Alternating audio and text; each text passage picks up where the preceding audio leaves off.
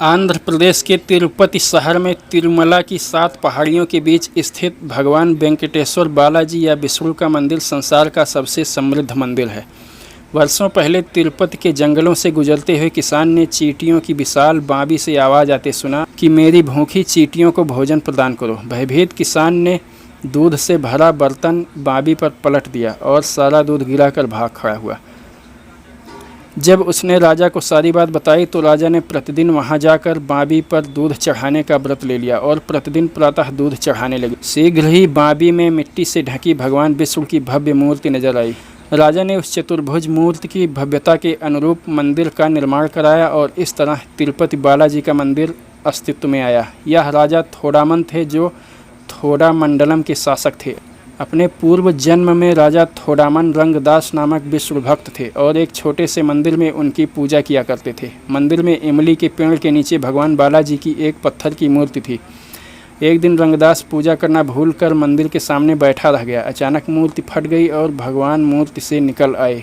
वे क्रुद्ध थे। रंगदास को अपनी भूल का एहसास हुआ और वह भगवान के चरणों में गिरकर क्षमा मांगने लगा और उनकी स्तुति करने लगा।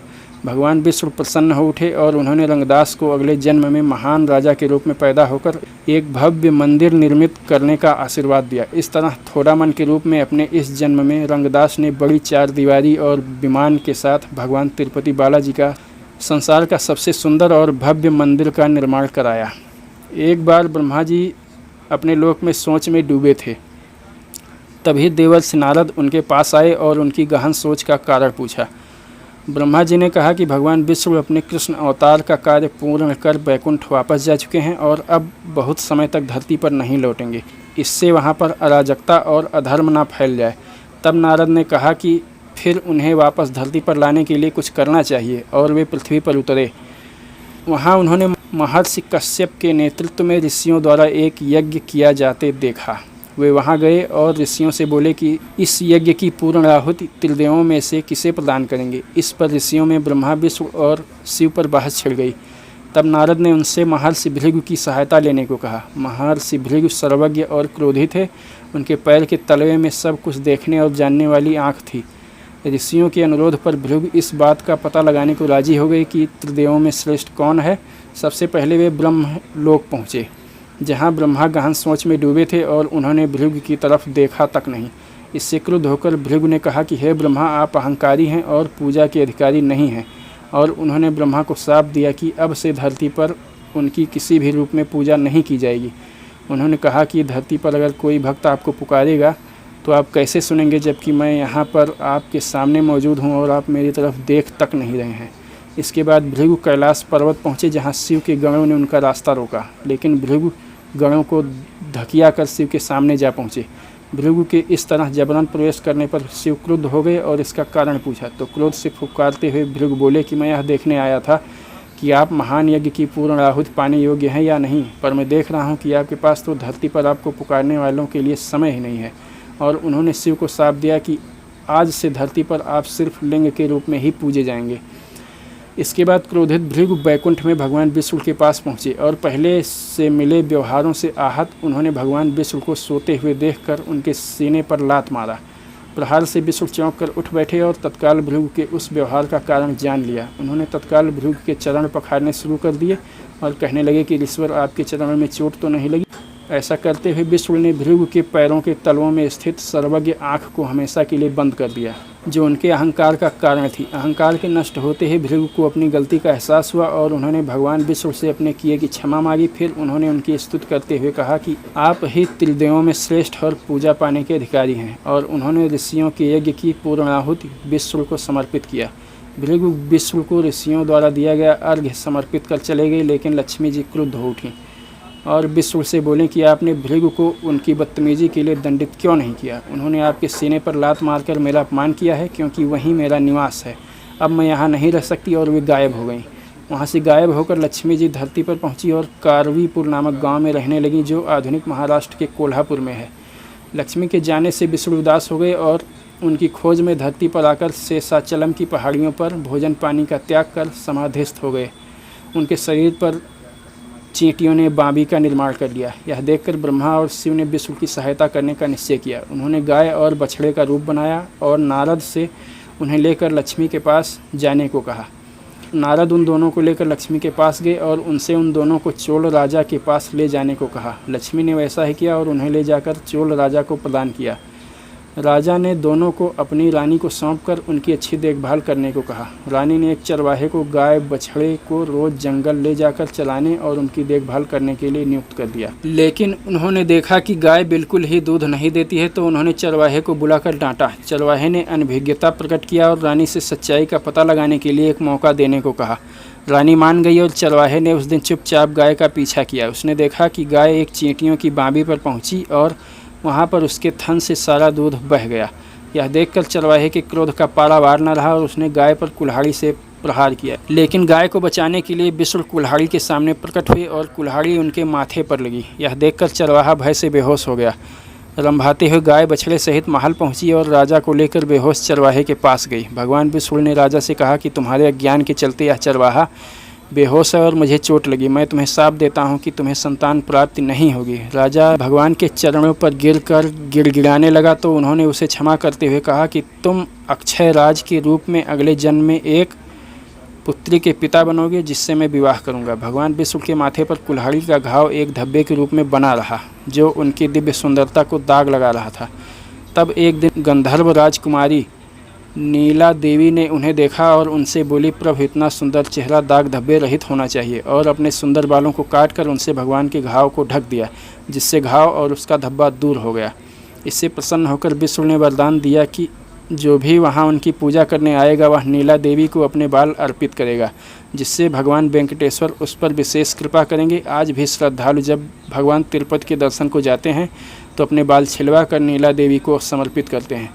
भगवान विष्णु की भविष्यवाणी के अनुसार चोल राजा ने शेषाचलम की पहाड़ियों की तलहटी में स्थित थोड़ा मंडलम के राजा अक्ष के रूप में जन्म लिया। राजा के कोई संतान न होने के कारण वह दुखी रहता था। वह ऋषियों के पास गया। ऋषियों ने संतान प्राप्त के लिए यज्ञ किया और राजा को रानी के साथ जमीन पर हल चलाने को कहा। हल चलाते हुए हल का फल जमीन में किसी चीज़ से टकरा कर रुक गया। जब राजा ने मिट्टी हटाकर देखा तो एक बक्सा नजर आया।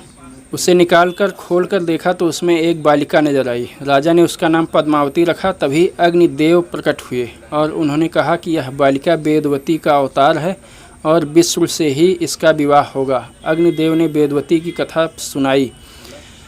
पूर्व जन्म में वेदवती महर्षि कुशध्वज की पुत्री थी। जब वेदवती बड़ी हुई तो उन्होंने भगवान विष्णु से उसका विवाह करने का निश्चय किया। वेदवती से विवाह को इच्छुक बहुत से राजा और राजकुमार प्रस्ताव लेकर महर्षि के पास आने लगे, लेकिन उन्होंने सबको मना कर दिया। इससे क्रोधित होकर उन राजाओं और राजकुमारों ने रात को आश्रम पर हमला कर कुशध्वज और उनकी पत्नी को मार डाला और आश्रम को आग लगा दिया। वेदवती घने जंगल में भाग गई और अपने पिता की इच्छा के अनुसार भगवान विष्णु से विवाह के लिए तपस्या करने लगी। वेदवती की सुंदरता और बुद्धिमत्ता विद्वता की खबर राक्षस राज रावण तक पहुंची, तो वह उसे खोजता हुआ पुष्पक विमान से वेदवती के पास जंगल में पहुंचा और उनसे विवाह के लिए निवेदन किया। वेदवती ने बताया कि उसने भगवान विष्णु को पति मान लिया है और उनसे ही विवाह करेगी। इससे क्रुद्ध रावण ने वेदवती को पकड़ने के लिए झपटा तो वह भाग निकली, लेकिन उसके केस रावण के हाथों से छू गए। इससे क्रुद्ध वेदवती ने योग बल से अग्निदेव को प्रकट किया और आग में समा गई। अग्निदेव ने राजा से कहा कि अब इसे मैं आपको सौंपता हूँ, इसका लालन पालन करिए। इधर भगवान विष्णु तब तक श्रीनिवास के नाम से तपस्वी के रूप में तिरुपति के पास श्री आदिवराह क्षेत्र में अपनी माँ बकुला देवी के साथ रहने लगे थे। अपने दूसरे अवतार वराह के समय विष्णु ने धरती को राक्षस हिरण्याक्ष से मुक्त कराया था। भगवान ब्रह्मा के अनुरोध पर तब से भगवान आदिवराह वराह क्षेत्र में रहकर धरती की रक्षा करते हैं। एक दिन जब श्रीनिवास जंगल में शिकार को गए थे तो उन्होंने एक जंगली हाथी को कुछ युवतियों पर झपटते देखा। उन्होंने हाथी को डरा कर भगाया और उनकी रक्षा की। वह राजकुमारी पद्मावती थी जो अपनी सहेलियों के साथ जंगल में घूमने निकली थी। श्रीनिवास और पद्मावती दोनों ही एक दूसरे को चाहने लगे और अपने अपने घर लौट गए। घर पहुंचकर श्रीनिवास ने अपनी माता को पूरी बात बताई और राजा अक्ष से पद्मावती का विवाह उनसे कराने के लिए बात करने को कहा। अपनी माता को इस विवाह के लिए राजा की अनुमति देने पर सशंकित देखकर श्रीनिवास ने भविष्यवेत्ता का रूप बनाया और बकुला देवी से बहुत पहले राजमहल के पास प्रकट होकर लोगों का भविष्य बताने लगे। जल्द ही उनकी ख्याति राजमहल तक पहुंची और रानी ने पद्मावती का भविष्य जानने के लिए उन्हें बुलाया। पद्मावती की कुंडली को देखकर श्रीनिवास ने बताया कि राजकुमारी का विवाह स्वयं भगवान विष्णु से होना तय है और अभी एक प्रस्ताव आने वाला है जिसे भूलकर भी मत ठुकराना। कुछ समय बाद वह घर से निकली बकुला देवी राजदरबार में राजा के सामने पहुंची। जब उन्होंने राजा से पद्मावती का विवाह अपने पुत्र श्रीनिवास से करने को कहा तो पास बैठी रानी ने राजा को ज्योतिषी की बात बताई। इस पर राजा ने अपने सलाहकार बृहस्पति से सलाह मांगा तो उन्होंने विचार कर कहा कि स्वयं भगवान विष्णु ही आपकी पुत्री से विवाह करना चाहते हैं। यह अत्यंत शुभ होगा। शीघ्र ही विवाह की तैयारियां आरंभ हो गईं, लेकिन श्रीनिवास चिंतित थे क्योंकि राजकुमारी के लायक सुख सुविधा के लिए उनके पास धन नहीं था। इसके लिए वे कुबेर के पास पहुंचे और उनसे अपने विवाह के खर्चे के लिए ऋण मांगा। कुबेर ने सहर्ष धन प्रदान किया, जिससे श्रीनिवास ने अपने और पद्मावती के लिए सुंदर महल का निर्माण कराया। इसके बाद उन्होंने भगवान ब्रह्मा, शिव और सभी देवों की उपस्थिति में पद्मावती से विवाह कर वेदवती की इच्छा पूरी की और अपना वचन निभाया। इसके बाद दोनों अपना सुखी दाम्पत्य जीवन व्यतीत करने लगे। इधर देवर्षि नारद ने कारवीपुर में भेष बदल कर रह रही लक्ष्मी जी को यह समाचार सुनाया तो वे क्रोध से फुफकारती हुई बराह क्षेत्र को चल पड़ी। लक्ष्मी जब श्रीनिवास के महल में पहुंची और उन्हें पद्मावती के समीप बैठे देखा तो उनका क्रोध और बढ़ गया। लक्ष्मी को क्रोधित देखकर विष्णु भय से जड़ होकर पत्थर की मूर्ति बन गई। इसके बाद लक्ष्मी और पद्मावती में भीषण वाक युद्ध आरंभ हो गया। लड़ाई इतनी बढ़ गई कि भगवान शिव और ब्रह्मा को बीच बचाव के लिए धरती पर आना पड़ा।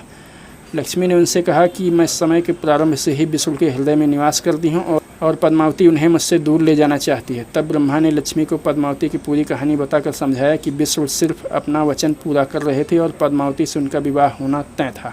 तब लक्ष्मी ने हमेशा की तरह भगवान विष्णु के हृदय में रहने का निश्चय किया और पद्मावती ने तिरुपति से लगभग 5 किलोमीटर दूर तिरुचानूर में रहकर अलारमेर मांगई के रूप में भक्तों को वरदान देने का निश्चय किया।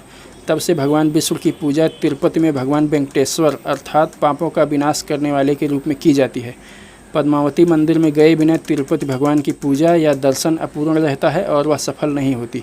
तिरुमला पहाड़ियों की उत्पत्ति वायुदेव और शेषनाग के मध्य विवाद के चलते हुई है। एक बार जब भगवान विष्णु लक्ष्मी के साथ बैठे थे तो उन्होंने शेषनाग को आज्ञा दिया कि कोई अंदर ना आने पाए। इस पर शेषनाग ने वायु तक को अंदर जाने से रोक दिया। इससे क्रुद्ध वायुदेव ने शेषनाग को फूंक कर मेरु पर्वत से उड़ाकर धरती पर फेंकने का प्रयास किया, पर शेष हिले तक नहीं।